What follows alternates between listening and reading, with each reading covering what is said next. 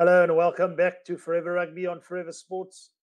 And a disappointing end to this Saturday evening in the Challenge Cup for the Emirates Lions after their notable winning streak up to this point, of course, defeating the Sharks last week in the URC by 20 points to 18.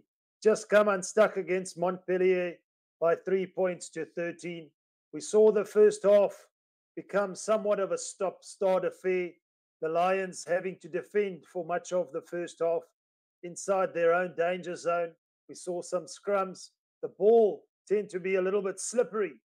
Montpellier showing attacking intent. The Lions definitely defending for their lives. But as we mentioned in the game of rugby, you want to play with the ball in hand. There were a couple of misses early on from Montpellier's flower, Paulo Gabisi, with the opportunity to put them ahead. But for a long time, should I say, in that first half, the game stayed at 0-0. The Lions playing, unfortunately, at the wrong end of the field. The conditions underfoot were okay, but as we mentioned, the ball definitely slippery in hand. So that was going to be also an opportunity where the Lions would need to take every single chance of scoring, and in the right parts of the field, they were not. There was an opportunity towards the end of the first half, however, by a Jordan Hendrickse to put over the 3 points and to put them in the lead, which he did with distinction. So the Lions going into halftime, 3 points to 0 up, and you kind of felt it was always going to be a tight affair.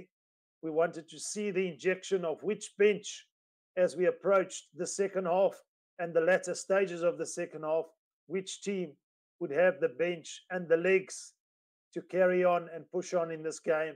And the war of attrition was just too much of a cost for the Lions, as we saw the introduction early on in the second half of the French international, the South African French international for Montpellier, Paul Willemse.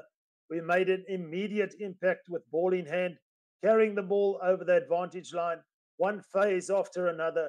He got heavily involved, and as a matter of fact, got his team the confidence to get on the front foot and to push on and score the first try of the game. They then subsequently, via Paulo Gabisi, who was struggling somewhat from the tee, put over a penalty to give that 8-3 buffer. It was a one-score game for much of that second half, Montpellier leading the Lions. So you almost always felt the Lions had an opportunity, but again, with the limited opportunity on attack and the limited opportunity in terms of territory, the Lions were always up against it.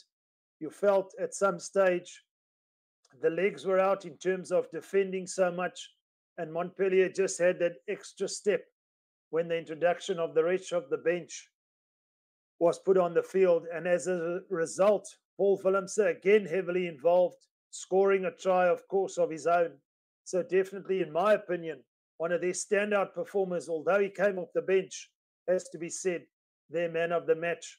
For the Lions, there was an opportunity late on in the game, late on the last 80th minute, to get perhaps a losing bonus point, but you can't expect to win the game putting together one or two phases. You've got to string it together. There was also a discussion in the game, as I mentioned, the discipline issue for the Lions. You can't be conceding so many penalties consecutively. So that's the sort of thing they'll be wanting to look at. But as a matter of fact, they are away from home. A lot of changes from the team that beat the Sharks. So it's not all in doom and gloom, should I say, for the Lions. They can hold their head up high and be proud. But for the moment, as I said, it's a disappointing end for the South African teams after we saw the Stormers and the Bulls in the Champions Cup coming through, the Sharks in the Challenge Cup coming through. The Lions came unstuck here in France away from home. Montpellier take the spoils, and as a result will top the group. Stay on top, should I say. The Lions have some homework to do. All is not lost, although this game is lost. The Lions will need to do some homework on attack as well to put themselves in the right areas of the field. Thank you all for tuning in from myself, Rudes, on Forever Rugby at Forever Sports. Until next time, bye for now.